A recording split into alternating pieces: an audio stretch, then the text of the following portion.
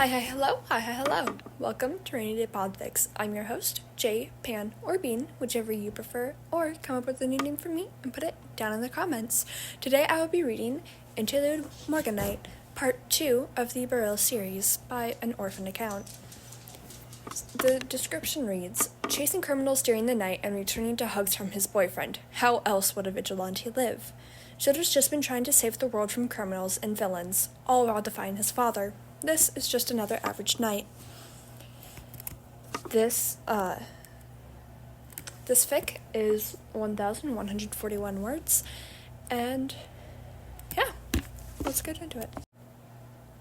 Damn it, Shoto muttered, chasing after the figure in a gray jacket as he vaulted off the balcony of one of the buildings. He froze the tennis ball he picked up along the way. His eyes skinned the ground below, watching as the target ran in the direction of an alleyway. Estimating the distance, he sent the iced ball flying right over the left shoulder of the criminal, forcing him to turn into the one-way alley. Shoto jumped off the roof, landing on a wash of ice. Hey, step back, okay? The man reached into his pocket and pulled out a pocket knife, though he was quickly backing up into the corner of the street. I already called the heroes, you villain. Using his ice, Shoto sent an ice spike around the person, impaling him just enough for blood to start dripping. The guy yelped when he felt the sharpened ice, but with a distraction, Shoto raced forward and slammed him across the stomach with a metal baseball bat. People like you are part of the reason our society is failing, he hissed, staring down at the fallen criminal laying in a limp pile. His black-gloved hand tapped the cement wall, freezing the unconscious perpetrator to the ground.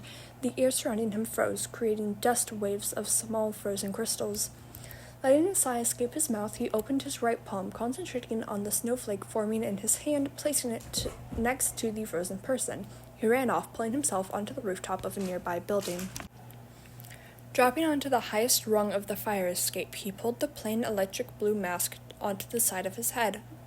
Breathing in a huff of fresh air, he slipped off his gloves, running a hand through his bicolored hair as he stared at the bright moon.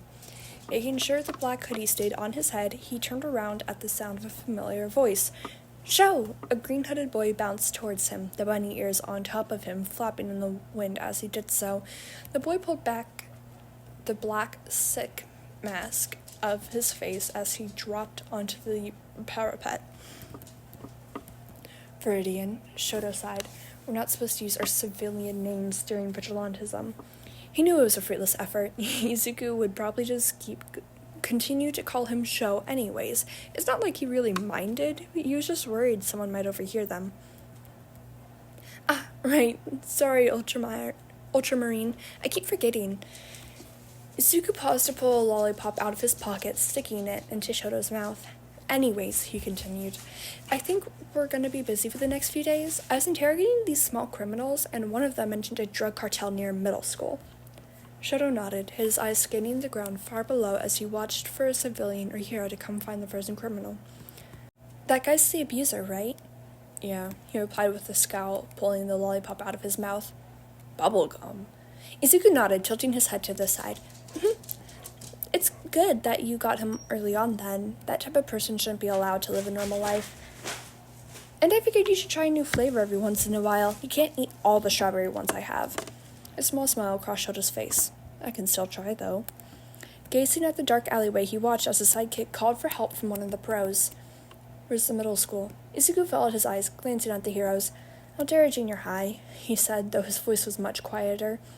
Shoto looked up at him in surprise, immediately recognizing the name. A name he knew Izuku would rather not talk about, not if it could be helped. Are you gonna be fine with it? He asked carefully. He knew that Izuku didn't have any traumatic side effects after the years at Aldera, but it didn't hurt to ask. Yeah, Izuku finally replied. I just hope I don't run into any of my old teachers. Shoto nodded and stood up, jumping up onto the ceiling next to Izuku. Let's go. Don't want the pros to catch us, he said, offering the shorter boy a small smile. He was returned with a grin bright enough to light up the entire country. It was a wonder the heroes couldn't find them up there with Izuku smiling like the sun. It'd be fine, the green-haired boy laughed, pulling his mask back on. We're minors. They can't put us in prison anyways. Besides, if Manuel down there is the one to catch us, there are at least 34 ways for us to get out. As they ran atop the apartment buildings, Izuku recounted every way he'd thought of for them to escape. Then again, you could use diamond dust instead of the ice wall, though that would take more time and effort, but that would result in less casualties, so I guess you could go with either one. Izuku continued to ramble until they stopped on the fire escape on the higher floors of an apartment building. Well, see you later, Ultramarine, Izuku said with the same cheerfulness that he somehow kept throughout every day. Bye, Viridian, Shadow chuckled. He followed Izuku through the window, where the other boy had already tossed his fingerless gloves onto the kitchen table. Come on, Sho, Izuku called him as he pulled off his mask and took out a paper bag out of the fridge. I got refrigerated sandwiches today. The heterochromatic boy dropped his plain mask that covered his face onto the table and pulled off his gloves as well. He threw the metal bat onto the couch. What type? He asked, unzipping the front of his black hoodie. I don't know, Izuku shrugged, putting the sandwiches in the microwave. But I think it's peanut butter. Or at least that's what it looks like. He walked over to Shoto, pecking him on the cheek before placing the plate on the table. Thanks, Shoto said, smiling as he picked up the food. It tasted good enough for something that had just been microwaved. He glanced at the clock, which read 1:35. We should hurry up and sleep after this. It's already pretty late, he murmured. Izuku hummed in agreement as he picked up the plates and quickly washed them. Shadow headed over to the bathroom, taking a quick shower before changing into his pajamas. When he returned to the room, Izuku was already lying under a collection of fuzzy All Might blankets, asleep. Smiling at the soft sight, Shadow placed a quick kiss on his green curls before slipping in bed and wrapping his arms around him. Good night, Viridian, he whispered before sleep took him as well. Alright, so that is the end of the Beryl series. That was Interlude, Morganite. It was a lot shorter than I thought it would have been, though I have been reading quickly. I have realized when I'm reading out loud, I speak a lot quicker, because normally, at least in the past, it would take me like 10 minutes to read 1,000 words. You know, that was pretty short and sweet. So, fun little thing about this, Interlude Morganite came out before Prelude Max 6 did. Also, I noticed, isn't Ultramarine a gemstone? Wait, let me look this up. Okay. I can't spell. Not Ultramarines, Ultramarine. Dummy. Ultramarine. Yeah! Yeah, it is! Oh. So, okay, wait. So, an Ultramarine, at least from what I'm getting, looks a lot like a lapis lazuli. Or it is a lapis lazuli, just another name for it. Or ultramarine is the name of the color. Regardless, so that's funny. Wait, I might sound dumb saying this. Viridian. Yeah, Viridian, no? Wait. No, okay. Viridian is a color, ultramarine is a color, but they're both colors used to refer back to gemstones. And I'm pretty sure, is Maxis a gem? Wait. It is! Maxis Pearl gem. Oh, lovely, okay. That's hilarious. And then Morganite. Yeah, Morganite is a type of gem too.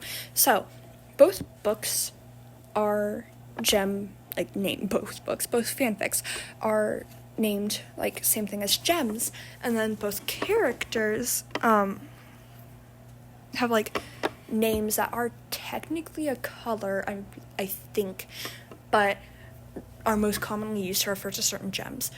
So that's actually kind of funny. Oh no.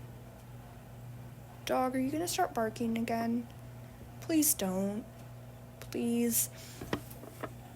Anyways, I'm recording this, like, let me refresh the page. Sorry, I'm very hiccupy. This is being recorded 50 minutes now after, I posted Max 6 Chapter 4. So yeah, no, we're just getting this done and out of the way. Then I might try to find, some more, I can word. I'm probably gonna try and find some more fics. Find some more fics to Podfic, because I'm trying to build up is the word repertoire? Wait, repertoire?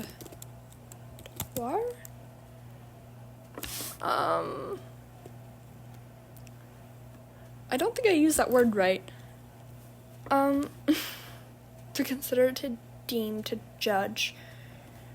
Okay, consider it. Well, I'm trying to build up like a pretty solid chunk of videos, podfics, before I start asking people if I can podfic their stuff. Because I want it to be like, hey, I'm not just immediately starting out and asking. Like, I've done some orphan account stuff. You can look at this, see if you approve of how I do it, essentially.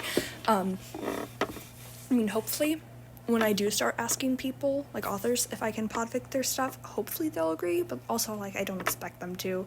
That is, in fact, their work. Anyways, right, okay. Interlude Morganite, over, yay. Well, I guess, not really yay, but, like, I really liked Interlude Morganite. It was very short, very sweet. I'm not a huge, like, Totodeku, Bakudeku fan. I know Bakudeku isn't, like, involved in this, but, like, as a general statement, I don't really like Bakudeku in a romantic sense. As friends, yes, I love, but not together. Just, like, as a ship, it seems a bit not, you know? Like, I don't think it's a good idea to promote getting with someone who is essentially your abuser. Even if you do have romantic feelings for them, I feel like that's not a good idea. And that's essentially what Bakudeku is. I mean, in some fics, it is plenty okay, and really good. Like, I do like some fics with it, and it's not a reason I'll, like, not read a fic or anything. I just don't like Bakudeku, and Totodeku is a bit overdone for my taste. Honestly, my favorite ships. I really like Tokodeku, Tokoyami and Deku, Shoji Deku, Kami Deku, and Shin Deku, or Mono Deku. Rare prayers, my beloved. Anyways, that'll be all for today. I hope you have a pleasant next 24 hours. Thank you so much for watching, and I will see you all next time. Bye-bye.